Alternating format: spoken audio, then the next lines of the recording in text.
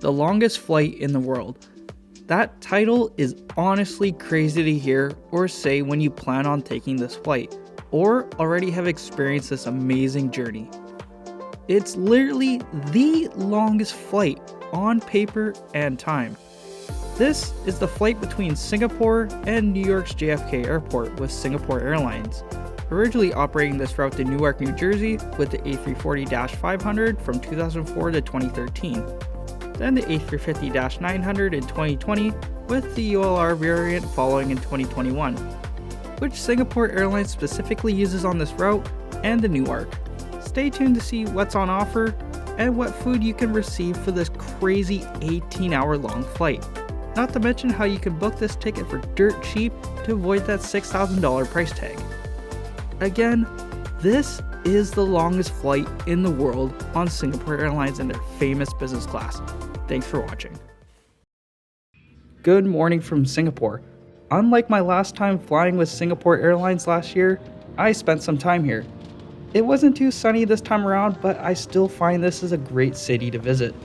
Comparably to Singapore, Hong Kong is somewhat of a similar city, home of Cathay Pacific, an airline I'd like to compare to Singapore Airlines. In my previous Cathay Pacific video, I honestly like their lounge and services compared to when I flew with Singapore Airlines. Well, this will be the real test on which airline I like better. Anyways, this journey starts at Terminal 3 at Changi Airport, the main home and hub for Singapore Airlines.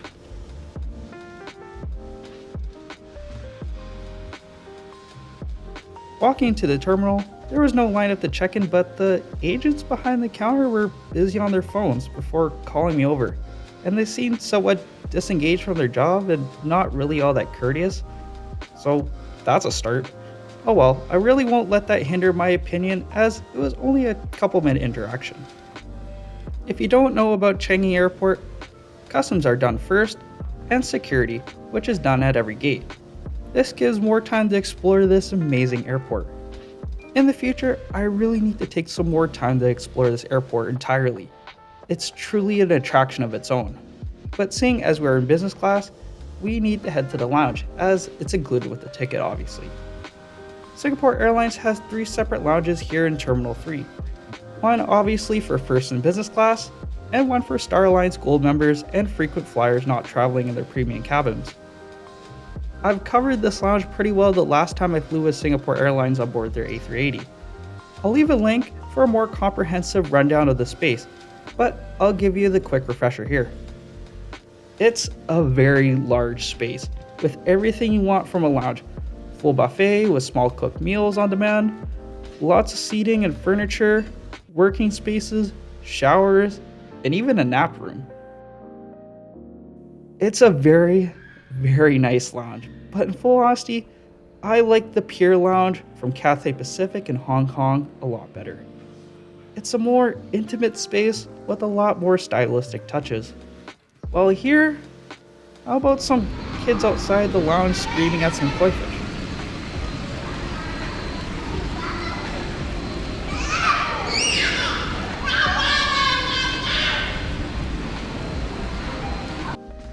Besides that little annoyance, I got a small breakfast spread as I got to the airport a little bit later than I'd like to.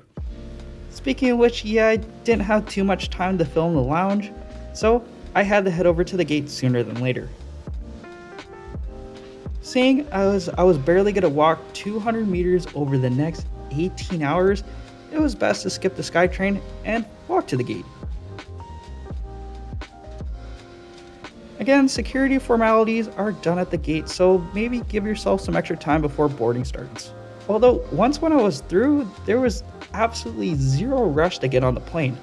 It came off very relaxed and just kind of the feeling of board when you feel like it, which is great to get some beautiful shots of this unique aircraft I'll be flying on today. Why is it unique? Well, it's not just any A350, it's the A350 ULR, or ultra long range. Singapore Airlines is the only airline in the world to have this aircraft with 6 in their fleet, specifically used on the routes between here and Newark, New Jersey, along with JFK Airport.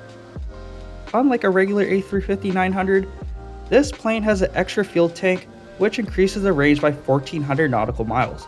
This actually beats out the range of the 777-200 LR, one of my favorite aircrafts. Although the A350 ULR and the Dreamliner doesn't have the payload compared to the 777-200 LR. Anyways, enough of the nerd facts, let's check out my home for the next 18 hours. Upon boarding, one of the flight attendants was nice enough to show me to my seat, followed by a hot towel, which is refreshing for a humid Singapore. Followed by a Bellini pre-departure drink. I will mention that Singapore Airlines plans on upgrading these seats in the very near future.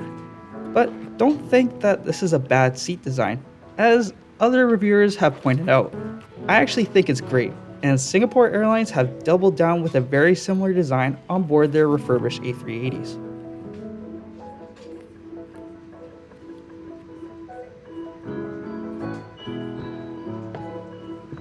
Everything is laid out smartly, but despite the looks, the IFE isn't a touchscreen. With that, I like the additions of a vanity mirror and a small storage space. Although I didn't use it as much as I thought I would, but instead used the closer storage spaces.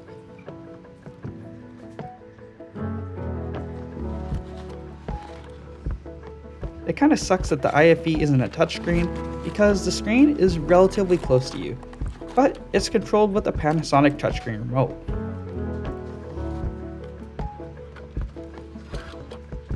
You're also limited to one window as the wing of the seat blocks one of them. I also forgot to mention that there's only business and premium economy class on board this aircraft, no regular economy. This has a crazy amount of 67 seats in business and 94 in premium economy. With less seats equals less weight and more range.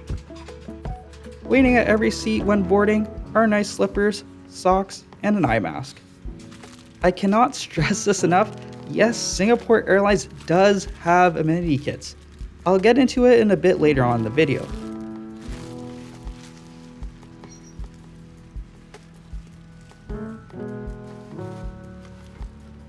Menus were also handed out, and on this special occasion, there are some Chinese New Year's meal options, which I'll feature later on. Although, I used the book the cook option, which you can pre-order your meals up to 40 hours prior to flying. One of the flight attendants came up to me before we pushed back, just to confirm my selected options.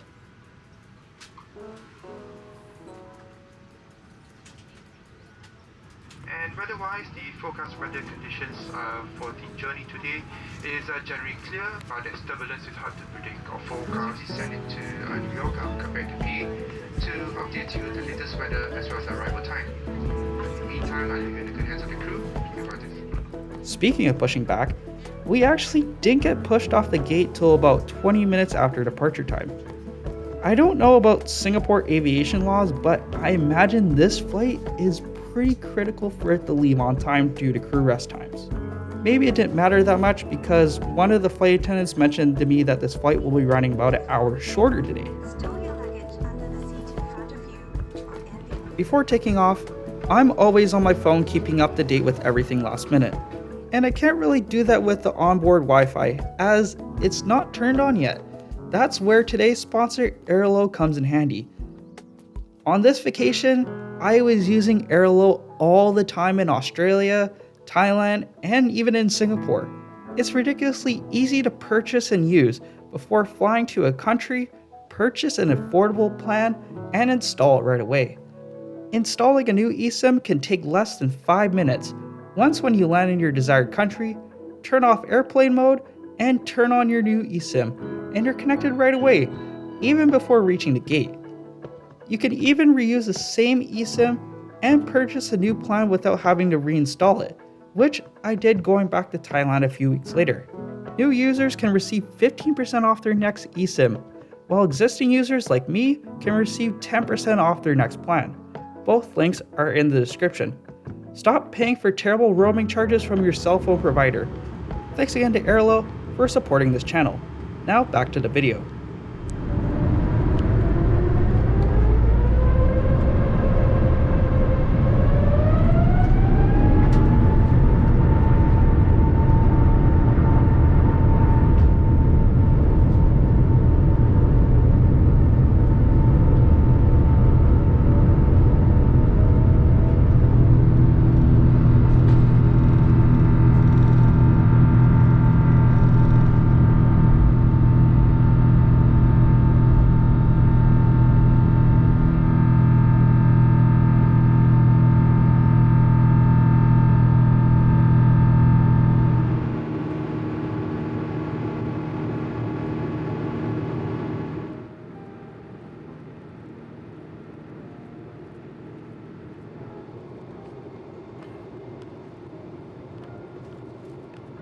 As it's pretty common leaving Asia and flying over the Pacific, we come across some pretty rough turbulence, which the meal service didn't start for another hour because of that.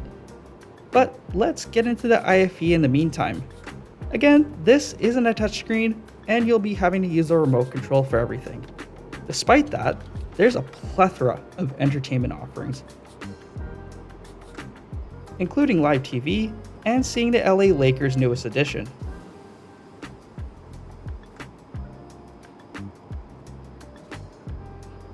This also sports a ton of new movies and options from Apple TV and HBO Max. Even being able to finish off The Penguin this flight, what a fantastic series. And I'm trying to explore more music options that are available on flights, but once when I found something I liked, this system was just glitching out a lot. Despite the route map here, we did not fly over Russia, but instead Alaska, Yukon, and Northwest Territories. Wi-Fi is also complimentary for all business class passengers on Singapore Airlines, which is a must for this very long flight. But you're gonna need a VPN to watch YouTube or major streaming sites. Lounging in this seat is spacious, that being even better with the included noise cancelling headphones.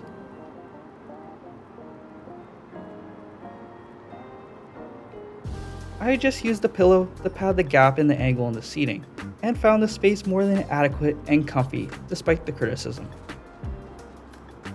Lunch today started off with a Singapore sling and a small bowl of cashew nuts. Getting this drink is a given flying the hometown airline. The Silver Crisp sling is also pretty good too. The tray table is very unique as it's the first one I've came across where you can actually adjust the height. It's also very sturdy and you can leave the seat while it's deployed. As mentioned earlier, there were some special Chinese New Year's options available. This appetizer being this, but the pickled vegetables tasted a bit more sweet and sour. It was alright. When you're flying at 35,000 feet in the air, don't expect a French bakery. This bread was fine and tasted pretty good. I actually really like the Parmesan cracker. As mentioned earlier, I pre-ordered my meals, as I'm flying on one of the most prestigious airlines in the world, and I kinda had to ball it a bit guilt-free. I got the A4 Wagyu beef over rice. This was unbelievably tender. It could have used a bit more seasoning, but nothing like a little salt and pepper couldn't fix. Regardless, this was excellent. This is all included with no extra cost, by the way. For dessert, another Chinese New Year's edition, which was this. Surprisingly, it was a bit bitter. Not my favorite, but cake's always good. I recommend using the lavatories by the second set of doors, as it's a bit larger. This also includes a drop-down chair to get changed in.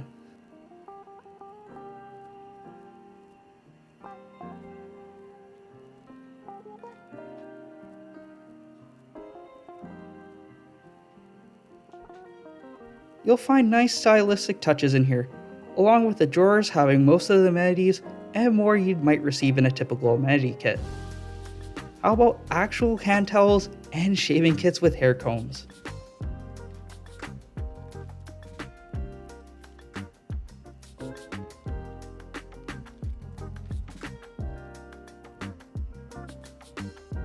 There's also a foot pedal for the garbage bin for all you germaphobes out there.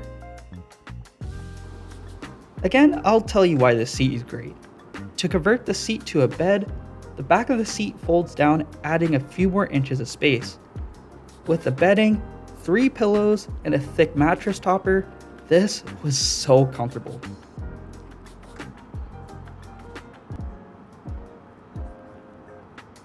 Again, Singapore Airlines has amenity kits.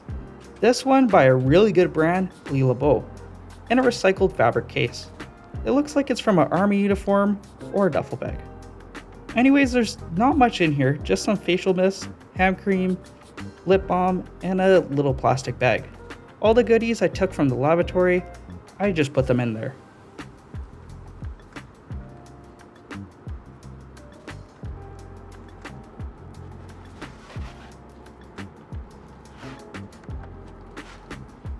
Before passing out, one of the flight attendants came around with a snack basket. Additionally, there were some mid-flight snacks as well.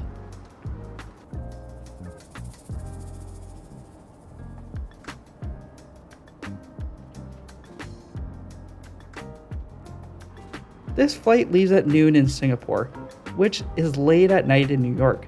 I'd recommend trying your best to get situated on East Coast time. Even having a good sleep, and there's still less than 8 hours to go. I mostly pass this time by watching movies, doing some light work, and more snacks being offered. Let's just say you won't be going hungry on this flight.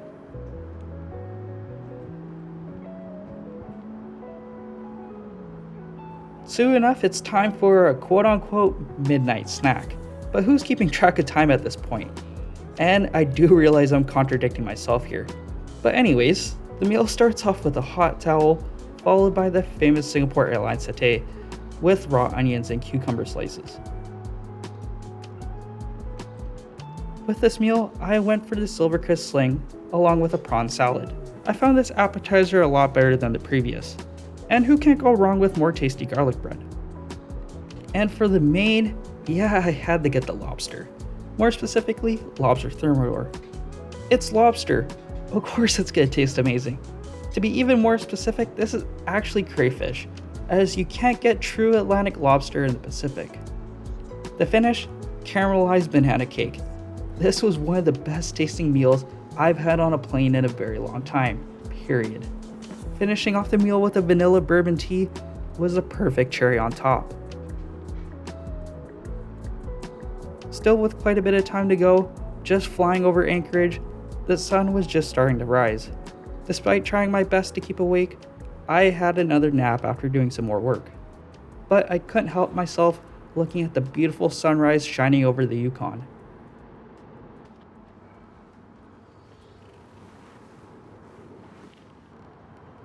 This is the longest flight in the world. If you plan on taking this flight in the future, I hope you brought enough things to do to keep you occupied. For me, I love flying. It's just a way for me to disconnect with anything I have going on the ground. Sit back, relax, watch a few movies, and just completely unwind. No care in the world until the wheels touch down on the ground. But all good things must come to an end, am I right?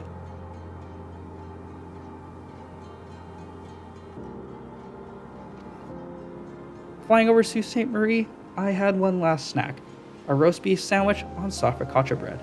And it was like no time at all before we were in upstate New York and New Jersey.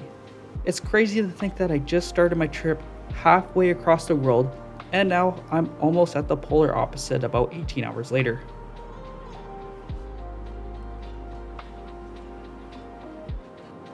As mentioned in the beginning of the video, here are some key tips for booking this flight and how to make it relatively affordable depending on how you look at it.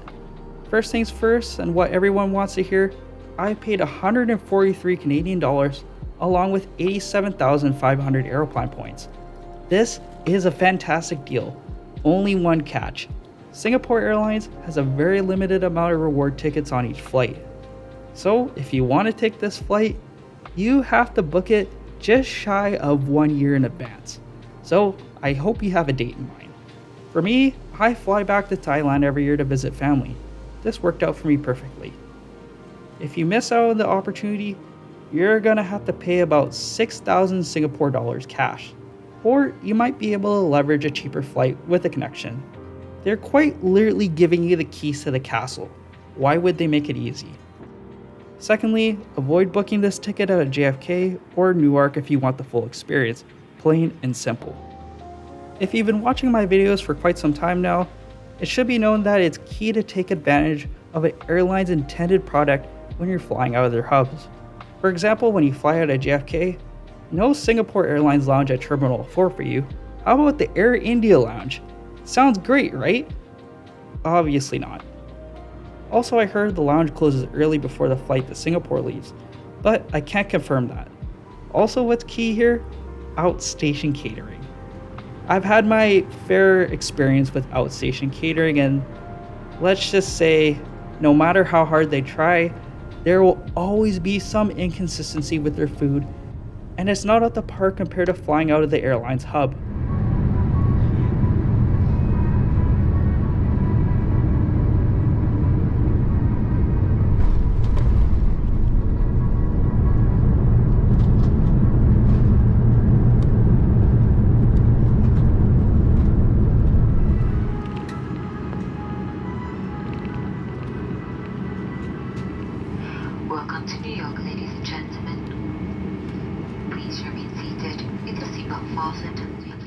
So, would I take this flight again? Yes, but not for a very long time.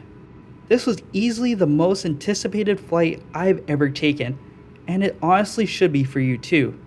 Again, it's the longest flight in the world. Why shouldn't it be? It's truly a novelty.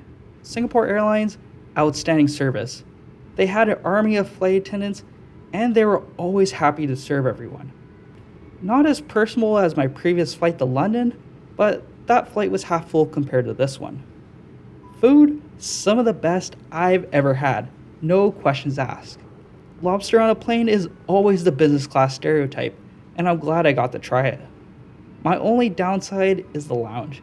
Not to say it's bad, but compared to its competitor Cathay Pacific, yeah, they got a way better lounge in Hong Kong.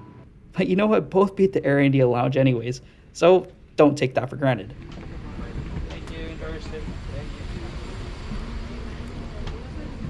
But anyways, thanks for watching this special flight experience. Your viewership and subscriptions help support the channel and make videos like this one possible. So if you feel like it, drop a like and subscribe. Thanks again, and I'll see you on the next flight.